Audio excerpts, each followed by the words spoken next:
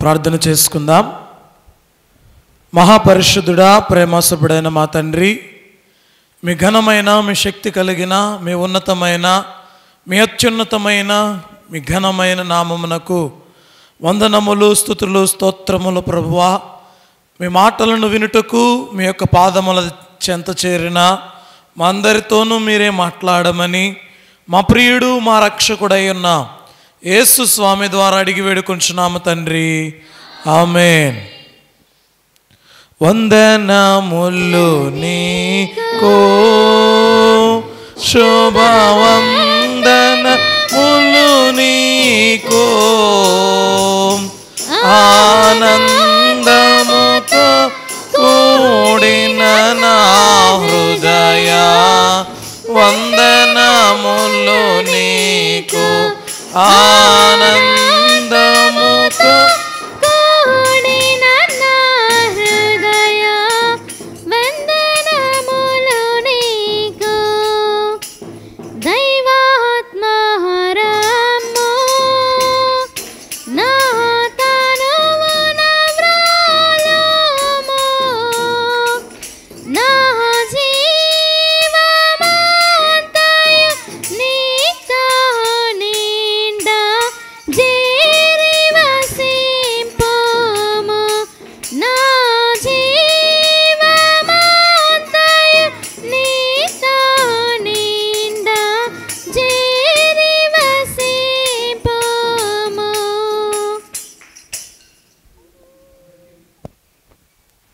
అందరికీ మరొకసారి మరణాత మరణాత మరణాత. మరణాత.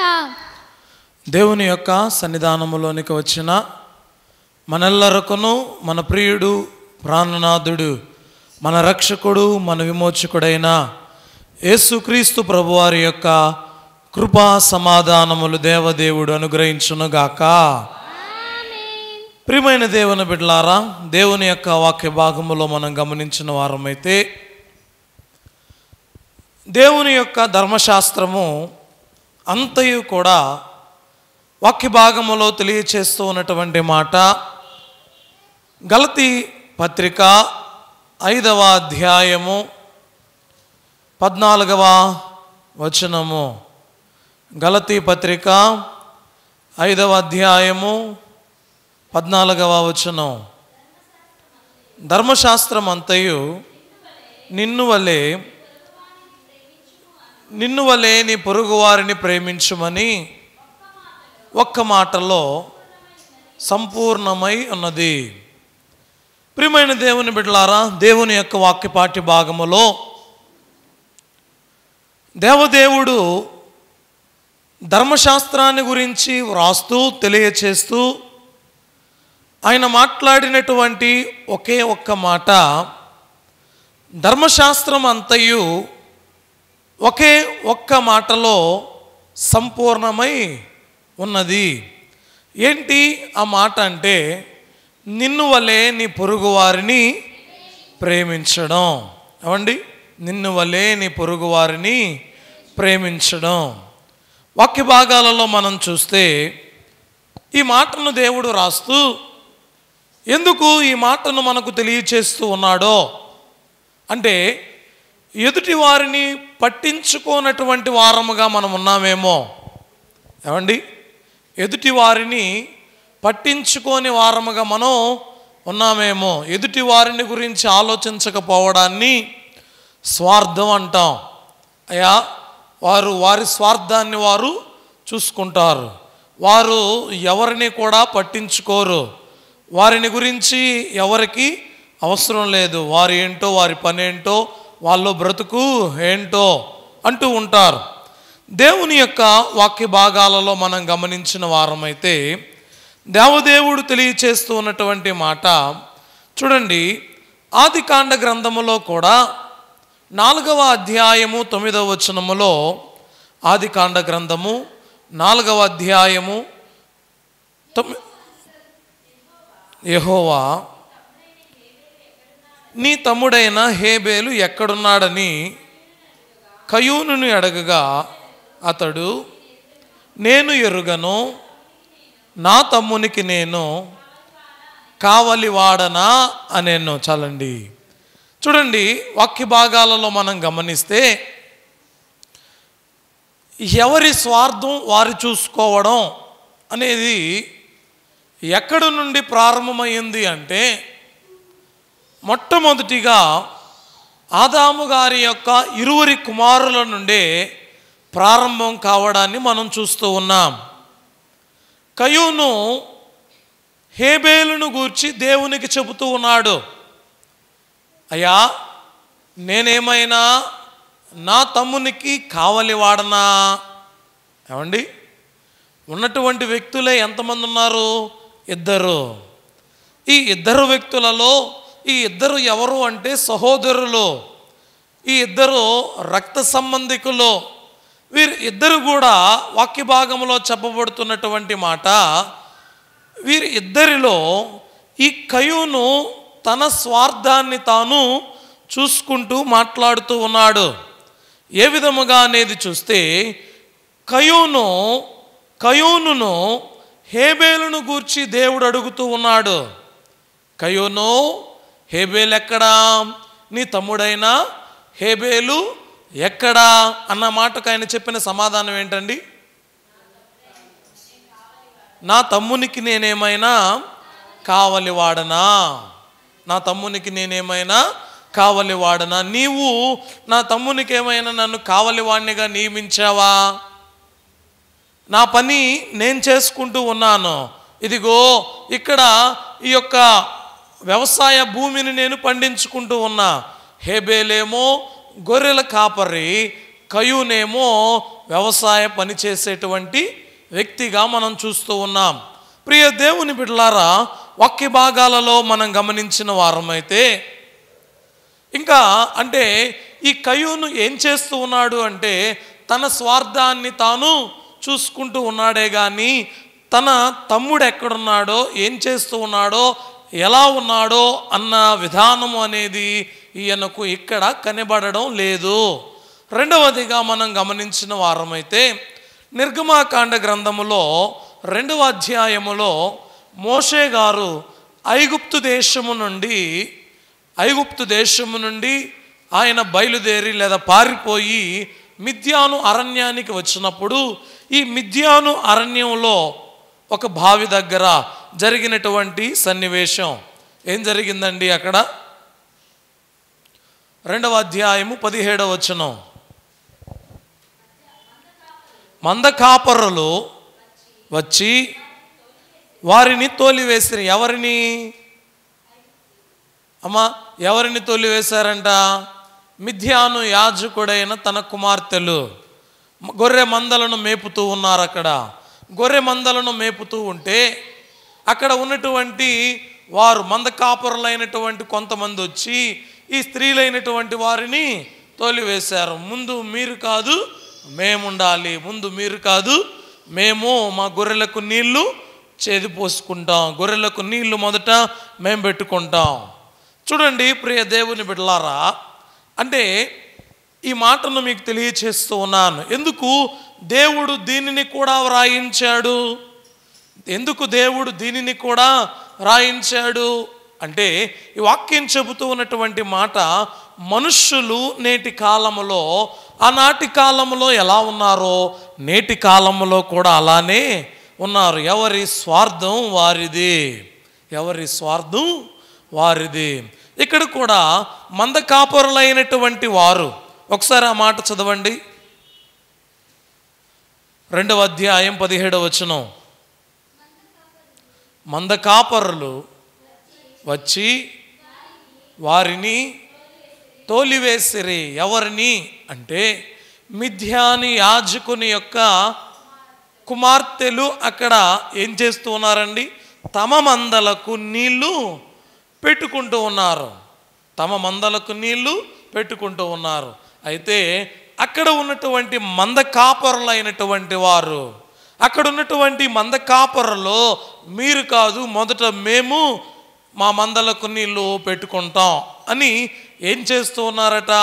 వారిని ఆ చోటు నుండి తోలివేస్తూ ఉన్నారు. ఇక్కడికి మీరు ఎందుకు వచ్చారు, ఇది మాది అంటున్నారో, ఇక్కడ మీరు నీళ్లు చేదిపోసుకోవడానికి వీలు లేదంటున్నారో, లేదా మీకంటే ముందు మేము చేదిపోసుకున్న తర్వాతే మీరు మీ యొక్క మందలకు నీళ్లు పెట్టుకోండి అంటూ ఉన్నారో, ఏం మాట్లాడుతూ ఉన్నారో కానీ అక్కడ నుండి వారిని ఏం చేస్తూ ఉన్నారట, తోలివేస్తూ ఉన్నారు. ఎందుకంటే వీరు బలహీనులు. ఎవరండి? స్త్రీలైనటువంటి వారు లేదా ఇత్రో గారి యొక్క కుమార్తెలో బలహీనులు. కాబట్టి వీరు వారితో వాగ్వాదం చేయలేక, వారితో ఏ విధమైనటువంటి గొడవను అనేది వారు ఇది చేయలేక ఏం చేస్తూ ఉన్నారో తెలుసా, ఆ చోటు నుండి మరొక చోటికి వెళ్ళిపోతూ ఉండడము ఏంటో మనం చూడగలుగుతూ ఉన్నాం. ప్రియమైన దేవుని బిడ్డలారా, వాక్య భాగాలలో తెలియచేయబడుతూ ఉన్నటువంటి మాట, అయ్యా ఆనాటి కాలములో కయూను తన స్వార్థాన్ని తాను చూసుకుంటూ ఉన్నాడు. నేనేమైనా నా తమ్మునికి కావలి వాడనా అంటూ ఉన్నాడు. ఇక్కడేమో మంద కాపరులైనటువంటి వారు తమ స్వార్థాన్ని వారు చూసుకుంటూ ఉన్నారు. తమ స్వార్థాన్ని వారు చూసుకుంటూ వచ్చినటువంటి వారిని పంపించి వేస్తూ ఉన్నారు. ఇంకా పరిశుద్ధ గ్రంథములో కొన్ని మాటలు ఉన్నాయి. సంఖ్యాకాండము 20వ అధ్యాయము 21వ వచనం. సంఖ్యాకాండము 20వ అధ్యాయము 21వ వచనము. ఇక్కడ వాక్య భాగాలలో మనం గమనించిన వారమైతే దేవదేవుడు తెలియచేస్తూ ఉన్నటువంటి కొన్ని మాటలు ఇక్కడ వ్రాయబడి ఉన్నాయి. చూడండి ప్రియ దేవుని బిడ్డలారా, ఎదోము ఇశ్రాయేలు తన పొలిమేరలలో బడి దాటిపోవుటకు సెలవీయలేదు గనుక ఇశ్రాయేలీయులు అతని యొద్ద నుండి తొలగిపోయిరి. చూడండి, ఎదోము ఊరిలో నుండి పోవుటకు సెలవు లేక ఇశ్రాయేలీయులు ఏం చేస్తూ ఉన్నారట, వేరే దారి గుండా పోతూ ఉన్నారు. అమ్మా, ఇవి ఇప్పటి నుండి కాదు. అయ్యా మీరేంటి మా ఊరిలో నుండి వెళ్ళడం ఏంటి, మీరు మా ఊరిలో నుండి వెళ్ళడం ఏంటి, మీరు ఈ ప్రాంతం గుండా వెళ్ళడం ఏంటి, ఇదిగో ఈ ఊరిని దాటి ఈ ప్రక్క నుంచి మీరు వెళ్ళండి, మా ఊరిలో మీరు ప్రవేశించడానికి వీలు లేదు. చూడండి, ఇక్కడ నుండి పలానా ఊరు వెళ్ళాలి ఇక్కడ నుండి వెంకటగిరి వెళ్ళాలి అనుకోండి, ఇటు నుంచి కోనేటి రాజుపాలెం, ఇటు నుంచి ఇటు వెళ్ళడం దగ్గర. అదే ఇలా కాకుండా ఇటు నాయుడుపేటకి వెళ్ళి, నాయుడుపేట నుంచి కాళహస్త్రికి వెళ్ళి, కాళహస్త్రి నుంచి ఏర్పేడు వెళ్ళి, అటు నుంచి వెంకటగిరికి వెళ్ళడం ఎలా ఉంటుంది చెప్పండి? ఎలా ఉంటుంది అంటే ఈ చుట్టూ తిరిగి వెళ్ళడం మేలంటారా, ఇటు వెళ్ళడం మేలంటారా? ఇప్పుడు కానానుకు చేరాలనుకోండి, కానానుకు వెళ్ళాలనుకోండి, ఇప్పుడు ఏదోము ఊరిని దాటుకుంటూ వారు కానాను దేశానికి వారు చేరాలి. అయితే ఏదోము వారంటూ ఉన్నారు, మీరు మా ఊరిలో ప్రవేశించడానికి వీల్లేదు. చూడండి, మనుషులైనటువంటి వారు తమ స్వార్థము తాము చూసుకునేటువంటి వారు. వాక్య భాగాలలో మనం గమనించిన వారమైతే వాక్యం చెబుతుంది, ఎదోము ఇశ్రాయేలు తన పొలిమేరలలో బడి దాటిపోవుటకు సెలవీయలేదు. అయ్యా మీరు మా ఊరి గుండా వెళ్ళడానికి మీకు ఏమి లేదు, వీలు లేదు, మీ ఇష్టం వచ్చినట్లు మీరు పోవడానికి వీలు లేదు. చూడండి, అంతటా ఇశ్రాయేలీయులు అతని యొద్ద నుండి తొలగిపోయిరి. అప్పుడు ఇశ్రాయేలీయుల సర్వసమాజము కాదేశులో నుండి సాగి హోరు కొండకు వచ్చెను. యెహోవా ఎదోము పొలిమేర యొద్దనున్న హోరు కొండలో మోషే అహరోనులకు ఇలాగూ సెలవిచ్చెను.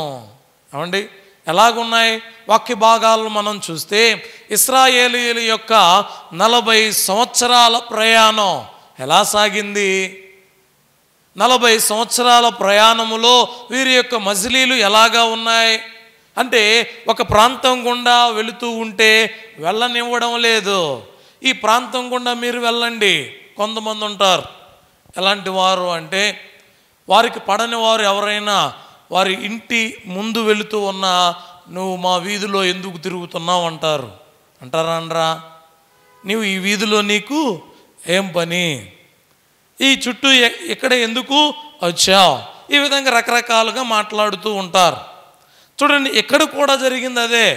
ఏంటి, ఏం జరిగిందండి? వీధి ఉంటే ఎవరైనా వెళ్ళొచ్చు రావచ్చు, ఊరుంటే ఎవరైనా వెళ్తూ ఉంటారు వస్తూ ఉంటారు, అవునా కదమ్మా? ఈ ఊరు మాది, ఇక్కడ నుండి మీరు వెళ్ళడానికి వీలు లేదు అంటారు కదండి కొంతమంది.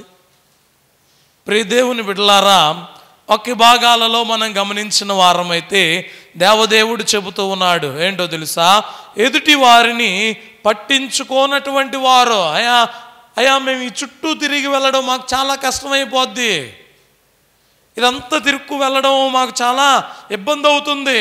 ఇదేంటయ్యా, ఈ మార్గం గుండా వెళ్తే సులువుగా ఒక 5 మైళ్ళ దూరమో ఒక 6 మైళ్ళ దూరమో ఉంటుందేమో, ఈ చుట్టూ తిరిగి వెళ్ళడం చాలా కష్టమవుతుందయ్యా, అయ్యా మాకు కొంచెం స్థలం ఇవ్వండి, మేము ప్రయాణమై వెళ్తాం అంటే, లేదు లేదు, మీరు ఈ పొలిమేరల గుండా పోవడానికి మీకు వీలు లేదు.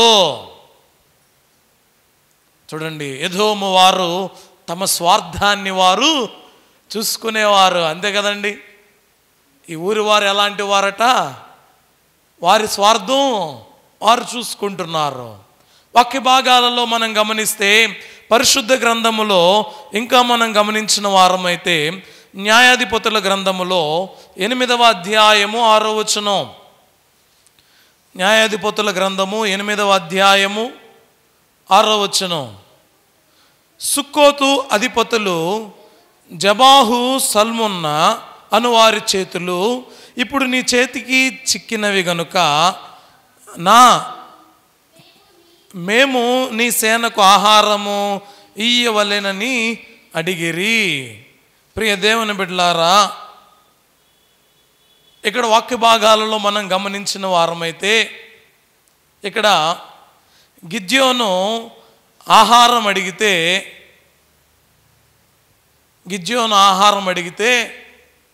ఈ గిద్యోనికి వారు చెబుతూ ఉన్నటువంటి మాట ఏమంటున్నారో తెలుసా? చూడండి, సుక్కోతు అధిపతులు జబాహు సల్మున్నా అను వారి చేతులు ఇప్పుడు నీ చేతికి చిక్కినవి. చూడండి అమ్మా, మీరు మా శత్రువుల చేతిలో చిక్కారు అంటున్నారు. ఈ వాక్య భాగాన్ని మనం గమనించిన వారమైతే మేము నీ సేనకు ఆహారము ఇయ్యవలేనని అడిగిరి. అందుకు గిద్యోను హేతువు చేతను జబాహును సల్మున్నాను యెహోవా నా చేతికి అప్పగించిన తర్వాత నూర్చు కొయ్యలతోనూ కంపలతోనూ మీ దేహములను గూర్చి నూర్చివేయదునని చెప్పాను. అక్కడి నుండి అతడు పెనూయేలునకు పోయి అలాగునని వారితోనూ చెప్పగా సుక్కోతు వారు ఉత్తరమిచ్చినట్లు పెనూయేలు వారును అతనికి ఉత్తరమిచ్చిరి గనుక అతడు నేను క్షేమముగా తిరిగి వచ్చినప్పుడు ఈ గోపురమును పడగొట్టేదినని పెనూయేలు వారితో చెప్పాను. ప్రియ దేవుని బిడ్డలారా, వాక్య భాగాలలో ఉన్నటువంటి మాట, అయ్యా నీవు మా ప్రాంతానికి వచ్చి మమ్మల్ని ఆహారం అడుగుతున్నావు, కారణం ఏంటో తెలుసా? ఇదిగో పలానా మా శత్రువులైనటువంటి వారు నీ చేతికి చిక్కారనా, అయినా కూడా మేము నీకు ఆహారాన్ని ఇవ్వం. ఆయన అంటున్నాడు, నేను వెళ్ళి మరలా తిరిగి వచ్చి ఈ గోపురాన్ని అంతటినీ కూడా పడగొట్టి వేస్తాను అంటున్నాడు. చూడండి ప్రియ దేవుని బిడ్డలారా, ఎవరైనా ఆహారం నిమిత్తమై మన దగ్గరికి వచ్చారనుకోండి, ఏం చేస్తాం? మన దగ్గర ఉంటే ఉండమ్మా అని పెడతాం, లేదంటే లేదయ్యా అంటాం, అంతే కదండి. ఇక్కడ జరుగుతూ ఉన్నది ఏంటి అంటే, గిద్యోను ఆహారం అడుగుతూ ఉంటే మేము నీకు ఆహారాన్ని ఎందుకు ఇవ్వాలి? నీవు మా శత్రువులను చంపావని నీకు ఆహారం ఇవ్వాలా? లేదంటే మా శత్రువులైనటువంటి వారు నీ చేతుల్లో ఉన్నారని ఆహారం పెట్టాలా? చూడండి ఏం అడుగుతూ ఉన్నారో. అంటే ప్రియ దేవుని బిడ్డలారా, మనుషులైనటువంటి వారు ఎలాంటి వారు అంటే, ఉన్నది పెట్టడంలో కూడా ఇవ్వడంలో కూడా తమ యొక్క స్వార్థాన్ని ఆలోచన చేసుకునేవారుగా ఉంటూ ఉన్నారు. ఈ వాక్యం చెబుతూ ఉన్నటువంటి మాట, ఎదుటి వారిని పట్టించుకోనటువంటి వారు వీరు. ఎదుటి వారిని పట్టించుకోనటువంటి వారు. ఒక కాకి అనుకుంటూ ఉందట, ఒక కాకి రామచిలకను చూచి, ఒక హంసలను చూచి అంటూ ఉందట, ఈ హంస జీవితం ఎంత బాగుందో, చక్కగా అరణ్యంలో ఉంటుంది, చక్కగా నీటిలో ఉంటుంది, మంచిగా ఉంటుంది అని చెప్పుకుంటూ ఉందట. ఇది నీటిలో ఉన్నటువంటి హంస అనుకుంటూ ఉందట, నేను ఈ రామచిలకను చూసి మరలా అనుకుంటుందట. రామచిలకను చూస్తే దేవుడు రామచిలకకు ఎంత అందంగా ఉంటుందో, ఎంత అందంగా ఈ రామచిలక ఉంటుందో, అంతేకాకుండా అందంగా ఉండడమే కాకుండా చక్కగా గాల్లో ఎక్కడికి కావాలంటే అక్కడికి ఎగిరి వెళ్ళగలుగుతూ ఉంది. నేనేమో ఈ అరణ్యంలోనే ఉంటున్నాను అనుకుంటుంది. ఏంటి? హంస అనుకుంటుంది, నా బ్రతుకేమో ఈ అరణ్యంలోనే ఉంది, నా జీవనమేమో ఈ అరణ్యంలోనే జీవిస్తున్నాను అనుకుంటూ ఉంది. అయితే మొదటిగా కాకేమో హంసను చూసి అనుకుంటూ ఉంది, హంస ఎంత చక్కగా ఉందో, ఎంత అందంగా ఉందో అని. ఈ హంసేమో రామచిలకను చూసి అనుకుంటూ ఉంది, ఏమని? ఈ రామచిలక ఎంత అందంగా ఉంటుంది, ఇది ఎంత చక్కగా గాల్లో ఎగురుతుంది, ఎంత చక్కగా విహరిస్తుంది, ఒక ప్రాంతం నుండి ఇంకొక ప్రాంతానికి ఎంత చక్కగా వెళుతుంది అని అనుకుంటూ ఉంటే కొంత టైంకి ఈ రామచిలుక కాకి దగ్గరకు వచ్చి మాట్లాడుతూ ఉందట, నేను ఇంత అందంగా ఉన్నాను అనుకుంటున్నావు, ఇదిగో నాకంటే ఈ నెమలి చూడు ఎంత అందంగా ఉందో, ఈ నెమలి ఎంత అందంగా ఉందో, నాకేమో 2 రంగులే ఉన్నాయి, ఈ నెమలికేమో ఎన్ని రంగులు ఉన్నాయి, చాలా రంగులు ఈ నెమలికి ఉన్నాయి అని ఇది కూడా, ఈ చిలుక కూడా బాధపడుతూ ఉంది మనస్సులో. ఈ చిలుక కూడా ఈ నెమలిని చూసి బాధపడుతూ ఉంది. అయితే అక్కడ నుండి ఈ కాకి వెళ్ళిపోయిన తర్వాత, కొంతకాలం అయిన తర్వాత ఈ యొక్క నెమలిని ఒక జూలో పెట్టున్నప్పుడు చూశారండి. చూసి ఈ నెమలి దగ్గరకు వచ్చి ఈ నెమలితో మాట్లాడుతూ ఉంది, ఏమన్నా తెలుసా, చూడు నీవు ఎంత అందంగా ఉంటావో, ఎంత చక్కగా ఉంటావో, రామచిలుక కంటే అందంగా నీవు ఉంటావు, అంతేకాకుండా ఎన్ని రంగులున్నాయో నీ దగ్గర, అమ్మా ఎన్ని రంగులున్నాయో నీ దగ్గర అని అంటూ ఉంటే చక్కగా ఈ రంగులన్నిటినీ కూడా చూసి ఇది మురిసిపోతూ ఉంది కాకి. అయితే ఈ నెమలిని పిలిచి అంటూ ఉందట, ఇదిగో నేను అరణ్యంలో ఉన్నంతసేపు ఎప్పుడు ఎవరు నన్ను వచ్చి చంపుతారా అన్న భయం, ఎవరు వచ్చి ఏ వేటగాడు వచ్చి నన్ను కొడతాడేమో అన్న భయం, ఎప్పుడు ఎవరికి చిక్కుతాననే భయం నాలో ఉంది. అంతేకాకుండా ఈ అరణ్యంలో నుండి పట్టుకుని వచ్చి ఈ జూలో పెట్టారు, ఈ జూలో ఎక్కడికి వెళ్ళడానికి కూడా వీలు లేదు. ఇదిగో నీకు తెలియట్లేదు, నీకు తెలియకుండానే నా మనసులో ఎంతో బాధ ఉంది అంటుందట. అయితే ఆ టైంలో కాకి అనుకుంటూ ఉందట, ఏమన్నా తెలుసా, మీ అందరికంటే నేనే బెస్ట్, నన్ను ఎవ్వడు కూడా ఎక్కడ పెట్టడు, జూలో పెట్టడు, నన్ను ఎవడో కూడా రాళ్ళతో కొట్టడు, నేను నాకున్న ఈ కలర్ని బట్టి నేను కొంచెం ఫీల్ అయ్యేవాడిని, కానీ ఇప్పుడు నాకు ఈ ఫీలింగ్ కూడా లేదు. ఎందుకో తెలుసా, నేను నా అంతటి నేను స్వచ్ఛందంగా విహరించగలను, ఎక్కడికైనా వెళ్ళగలను, ఏ ఆహారాన్ని తెచ్చుకొని తినగలను అంటుందట. దేవుడు కొందరికి కొన్ని గుణాలను, కొన్ని లక్షణాలను, కొన్ని వరములను దయచేసేవారై ఉంటూ ఉంటారు. ఎవరికి ఉన్నటువంటి వరాలతో వారు ధైర్యంగా ఉండాలి. అయ్యో నాకు ఇది లేదే అన్న విధానంలో ఎవరు కూడా ఉండకూడదు. దేవుడు మనకు తగినటువంటి వాటిని దేవుడు మనకు దయచేసిన వారై ఉంటూ ఉన్నారు. కాబట్టి ప్రియ దేవుని బిడ్డలారా, వాక్య భాగాలలో మనం గమనించిన వారమైతే దేవుడు చెబుతూ ఉన్నటువంటి మాట, అయ్యా ఎదుటి వారిని మనం ఏం చేయాలి అంటే మన స్వార్థం చూసుకునే వారముగా ఉండక ఎదుటి వారిని గురించి కూడా ఆలోచన చేసే వారముగా మనం ఉండాలి. ఆలోచన చేసే వారముగా ఉండాలి. ప్రియ దేవుని బిడ్డలారా, దేవాతి దేవుడు తెలియచేస్తూ ఉన్నటువంటి మాటను మనం గమనించిన వారమైతే, దేవదేవుడు అంటూ ఉన్నాడు లూకాసు వార్తలో 10వ అధ్యాయము 31 నుండి 32 వచనాలు. లూకాసు వార్త 10వ అధ్యాయము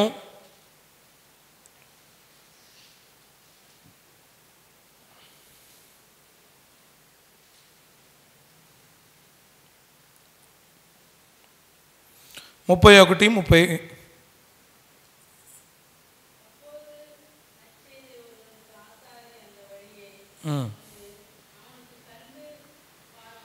చూడండి, అప్పుడు ఒక యాజకుడు ఆ త్రోవను వెళ్ళుట తటస్థించెను. అతడు అతనిని చూచి ప్రక్కగా పోయాను. అమ్మా వాక్యములో అలాగునని లేవీయుడు ఒకడు ఆ చోటికి వచ్చి చూచి ప్రక్కగా పోయాను. ఈ కథ మంచి సమరయుని కథ. ఏమండి, మంచి సమరయుని కథ. మంచి సమరయుని గురించి మనం ఆలోచన చేస్తే ఏం జరిగింది అంటే, దారిన పోతూ ఉన్నాడు. దారిన పోతూ ఉన్నటువంటి వ్యక్తిని అక్కడ ఉన్నటువంటి కొంతమంది దొంగలు కొట్టి అతని దగ్గర ఉన్నటువంటి సొమ్మును లాక్కుని అతని వస్త్రాలను చించివేసి దారి ప్రక్కన పడవేశారు. దారి ప్రక్కన పడవేశారు. ఈ పడిపోయినటువంటి వ్యక్తిని గురించి ఆలోచించేవారు ఒక్కరు కూడా లేరు. ఈ పడిపోయిన వ్యక్తిని గురించి ఆలోచించేవారు ఒక్కరు కూడా లేరు. ఇక్కడ వాక్య భాగంలో తెలియచేయబడుతున్నటువంటి మాట, అయ్యా అప్పుడు ఒక యాజకుడు ఆ త్రోవను వెళ్ళుట తటస్థించెను. అతడట అతనిని చూచి ప్రక్కగా పోయాను. చూశాడు. ఆ పై వచనంలో రాయబడిన మాట, అందుకు యేసు ఇట్లనెను, ఒక మనుష్యుడు యెరూషలేము నుండి యెరికో పట్టణమునకు దిగి వెళ్ళుచు దొంగల చేతిలో చిక్కెను. వారు అతని బట్టలు దోచుకుని అతను కొట్టి కొర ప్రాణముతో విడిచిపోయిరి. అమ్మ, ఎలా ఉన్నాడట ఆ వ్యక్తి? కొన ప్రాణముతో ఉన్నాడు. కొన ప్రాణముతో ఉన్నటువంటి వ్యక్తిని విడిచి వెళ్ళిపోయారు. అప్పుడు ఒక యాజకుడు ఆ త్రోవను వెళుతూ ఉన్నాడు. ఆ త్రోవను వెళుతూ ఉన్నటువంటి ఆ యాజకుడు ఆ వ్యక్తిని చూసి ఏమన్నాడో తెలుసా? ప్రక్కగా వెళ్ళిపోతూ ఉన్నాడండి. నాకేంటి ఇతనితో, నాకేం పని? నా పని నిమిత్తమై నేను వెళ్ళాలి. నా పని నేను చూసుకోవాలి. నా పని నేను చేసుకోవాలి. ఆ తర్వాత మరలా అలాగునని లేవీయుడు ఒకడుండెను. ఆ చోటికి వచ్చి చూచి ప్రక్కగా పోయాను. ఏం చేస్తున్నాడండి?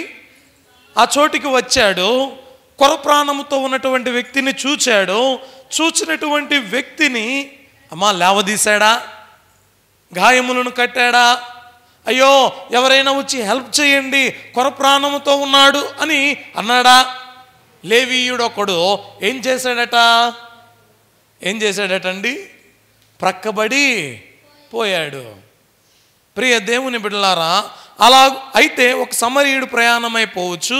అతడు పడి ఉన్న చోటికి వచ్చి అతనిని చూచి అతని మీద జాలిపడి దగ్గరకు పోయి నూనెయు ద్రాక్షారసమును పోసి అతని గాయములను కట్టి తన వాహనము మీద ఎక్కించి ఒక పూటకోళ్ళవాని ఇంటికి తీసుకుని పోయి అతనిని పరామర్శించెను.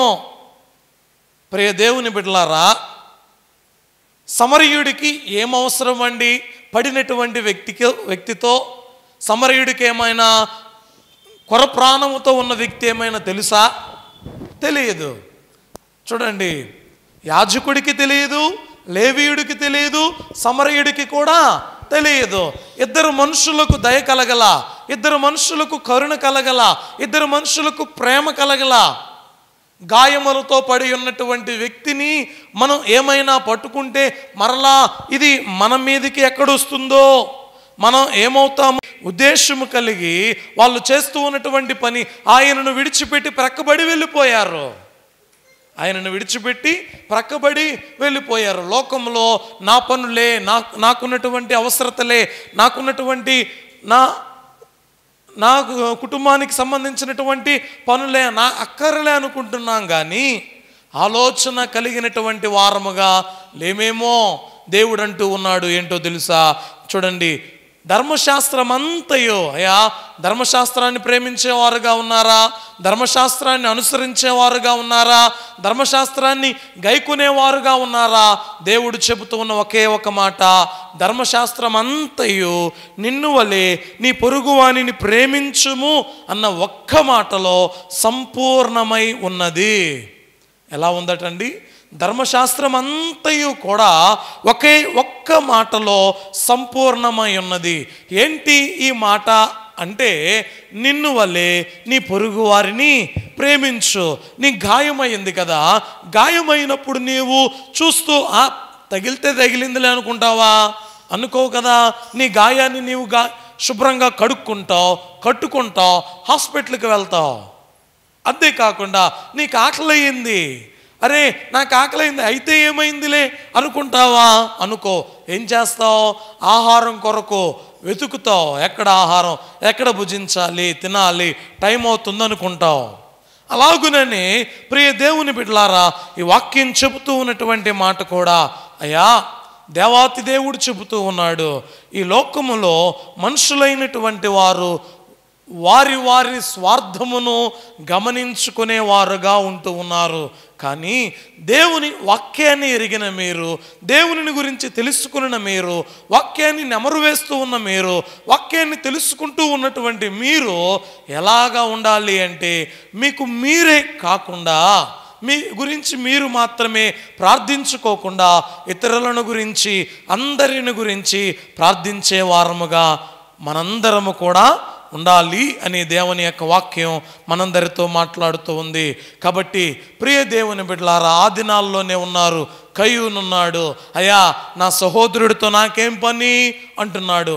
మంద కాపరులు ఉన్నారు, అయ్యా ఈ వాళ్ళు వీళ్ళు ఒకే ఊరి వాళ్ళు, అయినా వారితో నాకేంటి అనుకుంటూ ఉన్నారు.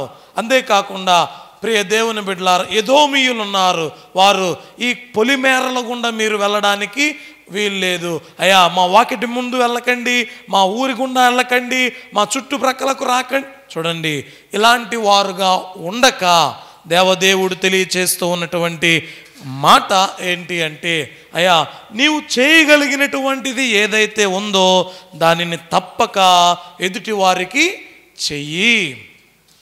నీవు చేయగలిగింది ఏదైతే ఉందో ఎదుటి వారికి తప్పక దానిని చెయ్యి. ఇలాగున మనందరము కూడా జీవించాలి, ఉండాలి, మనందరము కూడా బ్రతకాలి అని దేవదేవుడు సెలవిస్తూ ఉన్నవారై ఉంటూ ఉన్నారు.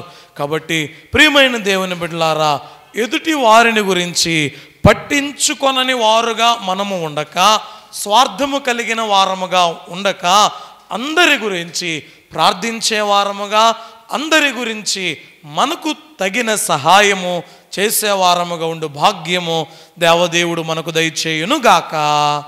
ఆమేన్. ప్రార్థన చేసుకుందాం. పరిశుద్ధుడా, ప్రేమస్వరూపుడైన మా తండ్రి, మీ ఘనమైన నామమునకు వందనాలు ప్రభువా.